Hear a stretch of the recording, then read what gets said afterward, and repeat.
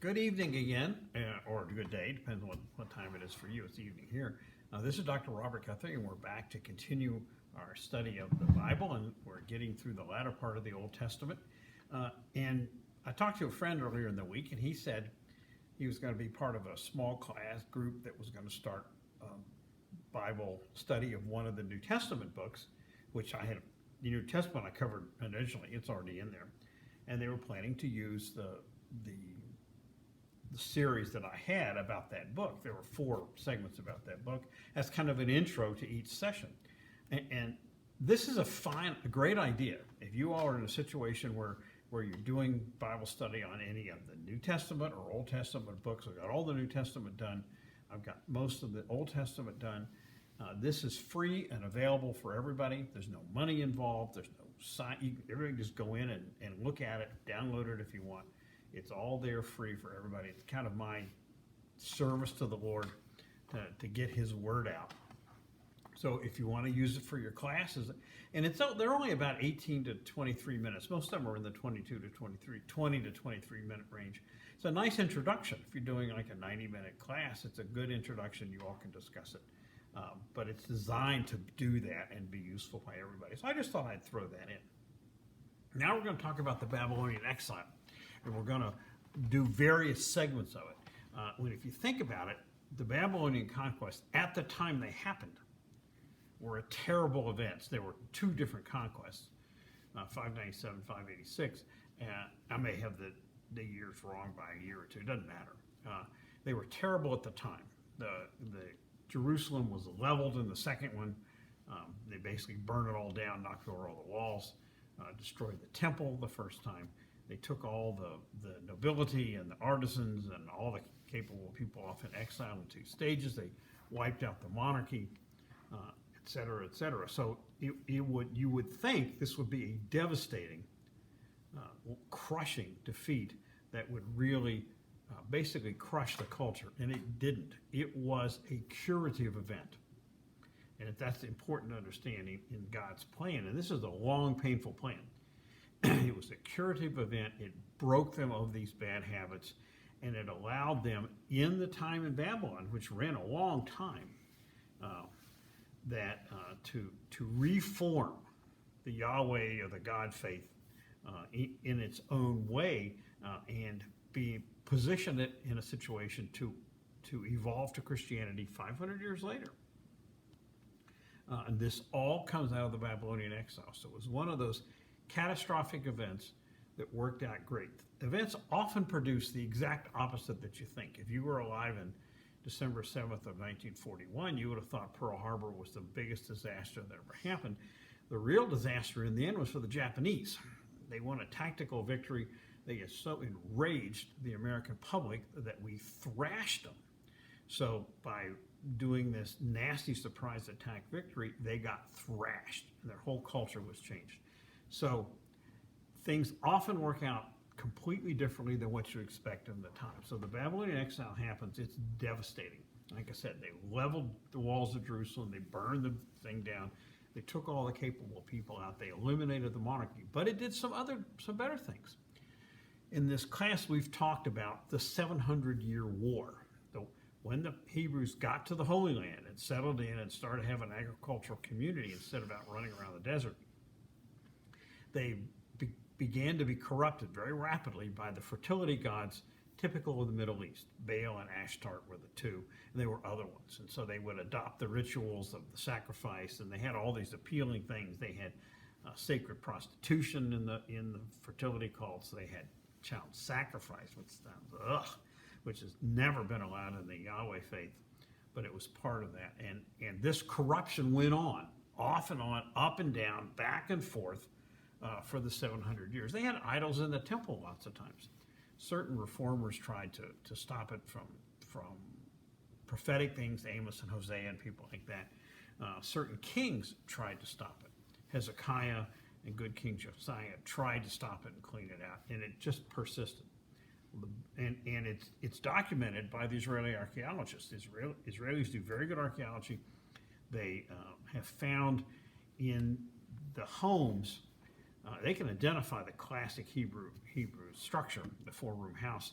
They have found the presence of clay-formed household gods. I've shown you some Egyptian ones I have downstairs. I don't have any ones of these. Household gods, pagan gods, in the houses of the Israelites prior to the Babylonian exile. When they dig up the houses now of the people who came back from the exile, you don't see them anymore. So one of the things the exile did is it cleaned out the 700-year war. It cleaned out the contamination by the fertility cults of the Middle East. And it just disappeared and doesn't come back. So had a very positive benefit there.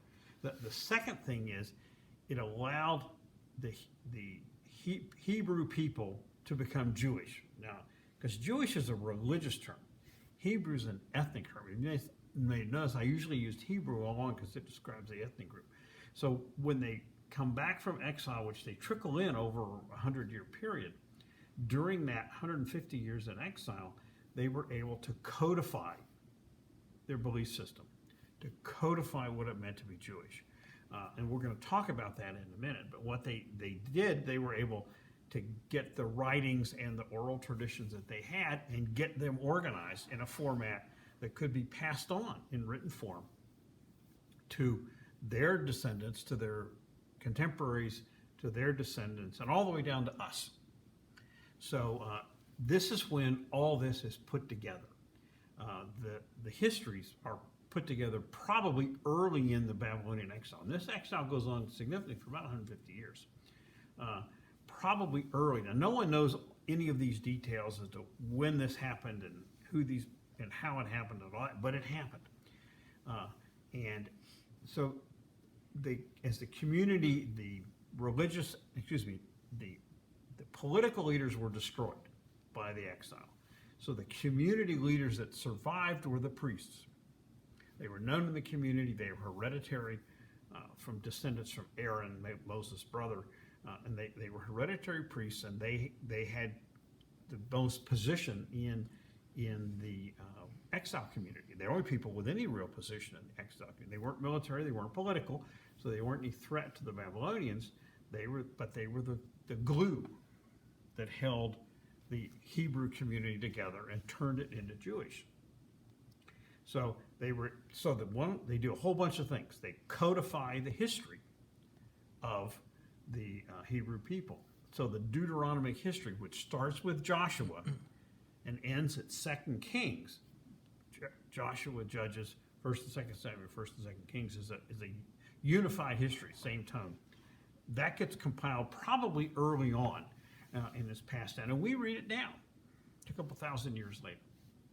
They began to record and systematize the laws, the legal structure of what you now find in Leviticus and Numbers and other places. And if you go through Leviticus, it's very detailed in the laws to identify what's clean and unclean, what it means to be Jewish, what religions you have to, what rituals you have to go through, what you can do, what you can't do. This is compiled during this time also. And exactly the timing and all that. I think this probably took a long time. And they probably continued to add to these even after they'd come back from exile, because they had to reimpose their own legal stricture, which we'll talk about when we get to Ezra and Nehemiah, as the community eased back in from the Persian conquest on through Ezra and Nehemiah. But they continued to add to that, and they came up with this very intricate legal structure. And they probably during this time took the words of the prophets that they had, some of which were oral. Amos was probably all oral. Some of which were written. Jeremiah was clearly written by his aide Baruch, and a variety of these things. And they compiled them and edited them into the format that we have now. Some of these are relatively short. Amos is about 8 or 9 chapters. Hosea is about 12 or 13. I think Jeremiah's quite lengthy. And they got these organized, and they put them into scrolls. So the prophets that were long enough got put in a scroll itself, Jeremiah, Isaiah. The short ones got put in one scroll, 12 of them, and that's the minor prophets, and they could carry the scrolls in the ark. So they get them organized that way, and they do a lot of this editing work. And I think this was probably done during the exile. The priests held the community together, and this is not as unusual as you think, that a number of ethnic communities that have come here to the United States frequently rally around their church. The Cubans don't. The large Cuban community here is more politically oriented, but the Greek community has unified around their church, and some of the other, the Sikh community, which is relatively small, but it's a different kind of Indian religious group. They're rallied around their church. The Arab Christian communities, which are fairly substantial here, particularly in the Midwest, they've rallied around their churches. So it's not at all out of line for what you would think. It's actually fairly typical because the church functions in a teaching thing. It teaches the young people about the faith. It supports the people who are having trouble, having financial trouble or personal trouble or lost jobs, and it can take care of the elderly as they come along. So the church is very, very useful in all those things in addition to teaching the religion. So the priests hold the community together. When it finally starts to come back in significant times, really with Ezra and Nehemiah over 100 years later, the priestly community comes back and they are able to set up what's really a religious community more than anything else. And the interesting thing is the only overseers, imperial overseers that the Jewish Hebrew people had that they didn't resist were the Persians. Persians' attitude was once they conquered them, you go home, do what you want, worship your own gods, we don't care, and you run your own community.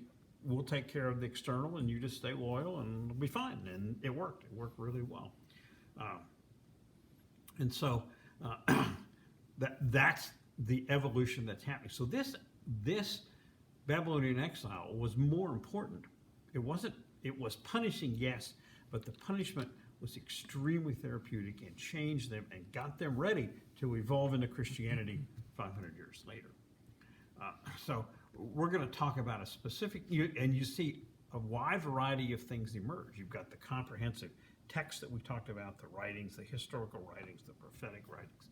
You have emerging, which we'll do next week, the concept of a Messiah figure to change the faith, to reinvigorate it and reach it out to the rest of the world.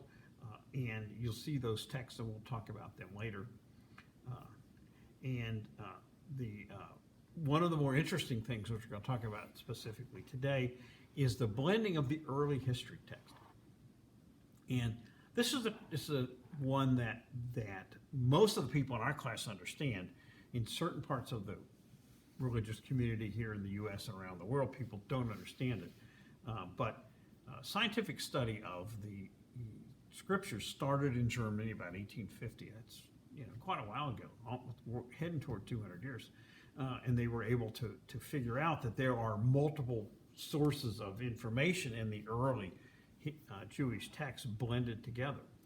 And so today we're going to talk about the creation stories, the first 11 chapters of Genesis, and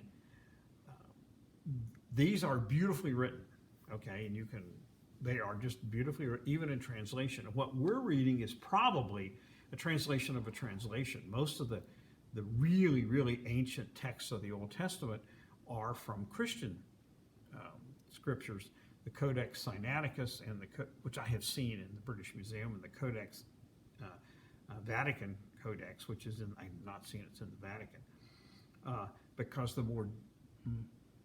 the oldest Jewish texts we have are from about 1000 AD. The Codexes Sinaiticus and the Vatican were written about 350, 400 AD, so they're the oldest, but they're translations of the Greek Old Testament. So it's translation of a translation. So that's an important thing to remember. But this deals with creation in a very different way. Each culture, if you look at ancient cultures, Native American, Middle East, all of these have creation stories to explain how humans came about. And remember, these things evolved in a totally non-scientific community. If you look at the Middle East at the time of this, it was an Iron Age culture. Their science was limited to the ability to work metals and make bronze, which is copper and tin, smelted together to take iron ore and turn it into iron, not steel. That's a hardening thing that goes on. They didn't have any machines. They didn't have steam engines or anything like that. It was all foot pedal or wind sailing. And so it was really much more primitive. And so their understanding of the world was based on their observation of it. And it's interesting, even the old observations we still have in our culture. We talk about the sun rising and the sun setting. Well, the sun doesn't rise and set, the earth rotates. So even though we know the sun doesn't rise and cross our heavens because it's got its own movements, that what we're really seeing is the movement of the earth rotating around, but we still use the ancient assumptions. People really didn't begin to understand this until, if you really want to begin to understand it, it's Copernicus and Galileo in 1500 to 1600 AD in Europe. So we can't expect them to be able to explain these types of things, and they had no scientific background. Excuse me, they're talking with such vigor that I'm getting dried out. So when you look at these accounts, it's important to understand that they're not designed to be a literal scientific description of what happened. That's not their intent. And that's been a problem with interpreting them all along. Excuse me, I remember and they don't even pretend to do that. As an 8-year-old or 9-year-old back in West Virginia, we were a biblically oriented family. And I remember reading in the 3rd chapter of Genesis about Adam and Eve's children having wives to have children. And I thought, wait a minute, where did these wives come from? There's no description. It was Adam and Eve and their sons, and that's all that's described. And so there's really no attempt to explain the multiplicity of people that you need to have this community come about. And that never was their issue. Their description is designed as a theological statement. This is not a scientific statement. It's a theological statement. This is a controversial point in certain parts of American Christianity where the literalists who believe this is literally every word has to be true, I kind of smile because this is the translation of a translation. So how do you know the translators got it right? And I think they're missing the point. The point is not to bind us in to the limited thinking of people 2,000 years ago, but to give us a theological understanding of the relationship between humanity and God that has evolved over the millennium.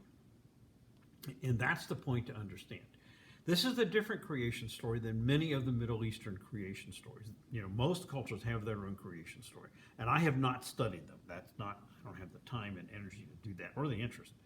But often the Middle Easterns involve conflict in the underworld between this force, and some of them are evil and some of them are good. You've got the Gilgamesh epic and other things like that. And so you involve humans being created as part of this conflict between these evil forces. That's not what you have in Genesis. What you have is God creating the earth, God creating life, God creating humanity and his relationship with it. So again, this is a theological document, not a scientific one. And you have several key chunks of this that you can kind of separate along covenant lines and relationships. The first, of course, is the divine relationship between God and Adam and Eve. Now, remember, there's 2 creation stories. These texts are put together by the priestly community. And they have their own traditional story, which is Genesis 1, in which you end up with the creation of the space and all this, and it ends up with Adam being created last on day 6, and then God resting on day 7. If you go to the second, and that's the priestly account, it's very nice, it's very organized, it's very clear. It shows that it had been part of the priestly speaking for some time. We don't know how long. You go to the second chapter, and you had Adam created first, before all the birds and the plants and all that. And then they're created second. This is the old epic. This is the story that was told around the campfires by the Hebrew people as they left Egypt under Moses' story, and they encountered, where did we come from? This is where we came from. So you have this blending of these 3 different sources in Genesis that explain it. The 2 of the old epic are the J source, which uses Yahweh for God, as God's name, which God tells Moses what his name is, Yahweh, or Elohim, which is the name for God, which just means God. And those two sources, the J source is the traditional source of the epic for the southern kingdom, the tribes of David, the southern kingdom of Judah, and the tribe of Judah and the tribe of Benjamin in that term. And then the Elohim one is the historical story, old epic tale for the northern kingdom and those 10 tribes that were part of the northern kingdom of Israel. So that's where these names come from. And they're blended together very nicely. And you will find certain of these are run together, and other times they're blended together. And after Adam and Eve, you have the introduction of why is it tough to live? Well, humans are sinful. They ate from the tree of the knowledge of good and evil, and God cast them out of the. It's a beautiful account, by the way. It's great fun to read. God was walking in the garden in the cool of the day. I thought it's one of my favorite lines in all the Old Testament. And he says to them, "How do you know? Who told you were naked?" It's a very interesting dialogue. Here's God chatting with these people, trying to so that we can understand what cannot be understood. And they're cast out, and they have to start agriculture. Doesn't have them hunt. It has them start agriculture, grow their crops, grow their plants, because the garden will not be able to feed them anymore. And so you do find certain things introduced during the Adam phase. You have violence. You have Cain and Abel. Cain kills his brother because he gets resentful and jealous and this and that, and he kills him. And then you have, so the introduction of violence, which is brought in by the humans, not by the God. And other stories of mythologies of other people, you'll have the gods often bringing in violence. But here it's the humans that bring it in. Then you have a second break, and you have a series of 3 covenants. The first is with Noah. So Noah is identified as a good person in a world that's full of evil. The world's full of evil now. It doesn't seem to be any different. And God saves him and his family and allows them to go on the ark and destroys the rest of the world by flood. And he has a covenant with Noah at the end where he says, okay, I will not do this again. I will not destroy the world with flood. And he makes a covenant. I will be your God. You will be my follower. We will not do this again. And that's where the rainbow comes in. But this is the first of the covenants. You have a series of covenants in the Old Testament. The first one is with Noah. I will not destroy the world again. The second one is with Abraham. So, and you do at the end of the Noah story, because Noah's descendants, according to this account, are to people the earth. Well, that's a lot of peopling to do. And how did all these different ethnic groups show up? So they have the Tower of Babel, which is to explain that God punishes them by giving them different languages, even though the ethnic groups are theoretically related to each other, which we're, I guess, in a very distant way we are. So that's the first covenant, and these are done in explanations of why life is like this. Why do we have to grow our food? Because we were cast out of the garden. Why do we have evil and fight and kill each other? Because that's part of human nature. Why do we have all these ethnic groups that are often at each other's throats? That's part of the spread of humanity and God giving us different languages. Then you have a second covenant. The second covenant is with Abraham. And Abraham is told, if you move from Ur of the Chaldees down by Babylonia, and come up to this, I will make your people great and your descendants as large as the stars in the sky. And this will be your land forever. And so Abraham makes this covenant with God, has a covenant ceremony, and he becomes the father of all the Semitic people. So the relationship is between God and all of Abraham's descendants, which include all these cousin tribes, Moab and Edom and all these things, all the cousin tribes of the Semitic people. Because Noah's kids were theoretically scattered all over the whole world, became through. This is about the Semitic people. And the Arabs look upon Abraham as their father, not just the Hebrews. And so that's the second covenant. And then the third covenant, of course, is the one that's most pivotal. And this is Moses on Mount Sinai. So you do find a lot of priestly dialogue through these covenants, as the priests explain the covenants with Abraham, the covenants with Noah. When you get to Mount Sinai, which is later, that's in Exodus, there's no priestly account of Mount Sinai. It's very interesting. You have only the J&E accounts, which are blended together by the priests into this dialogue, because if you read it carefully, it's almost like this is a surprise to Moses when God approaches him and said, hey, I'm going to be your God and you're going to be my people. And he has the burning bush and all that. But that's so the final of these covenants is at Mount Sinai, which is covered by only the two old epics, not by the priestly thing, but it's the kind of the culminating covenant, and it's much more specific. It's one God named Yahweh and one people, the Hebrews. So in looking at the first chapters of 11 chapters of Genesis, one is just beautifully written. It really is. It just flows right along, and it's very enjoyable to read it. Two is it tries to, as I said before, explain the unexplainable. Why are humans evil? Why do we kill? Why do we steal? Why do we do these things? And how do we account for ourselves in our relationship with God as this evolves along? Because the relationship with God changes as we work our way through the Old Testament into the New Testament. It becomes very different.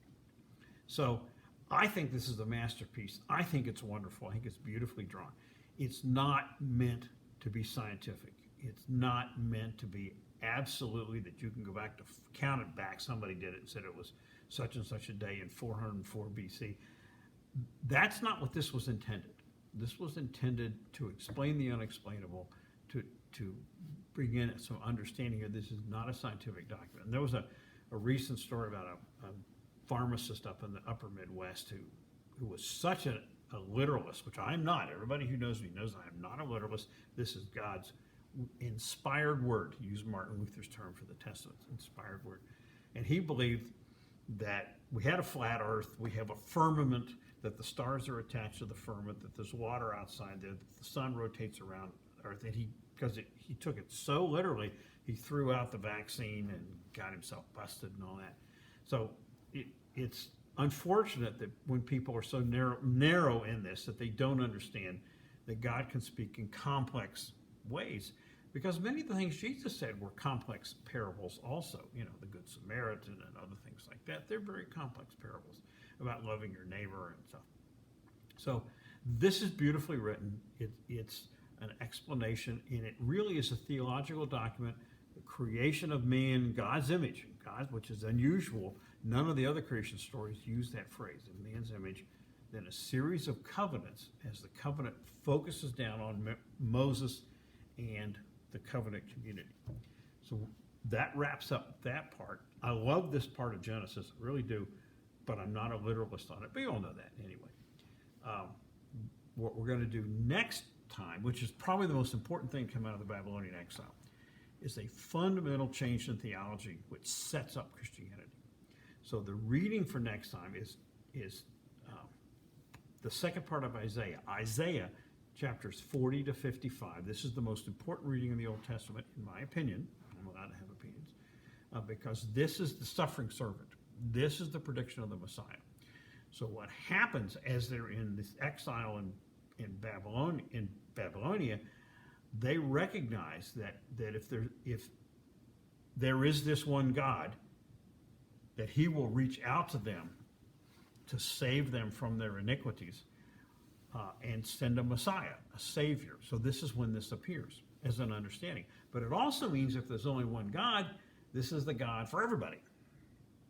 The Chinese, the people in Africa that they know about, all these other things, everybody's God. So it changes the relationship that we have to take this God to everybody else, in addition to just keeping it for ourselves, which is what they did in the earlier part of the Old Testament. So this is the most important. This is the servant songs, and if you read it carefully, you'll see it's really a job description of what happened to Jesus. That he was abused and killed and all that, but that was going to be his chore, his role of what he had to do. So this is the second part of Isaiah called the servant songs. There's 4 different songs in there, chapters 40 to 55, and we'll be back in a week to discuss it. This is Dr. Guthrie. Thank you very much.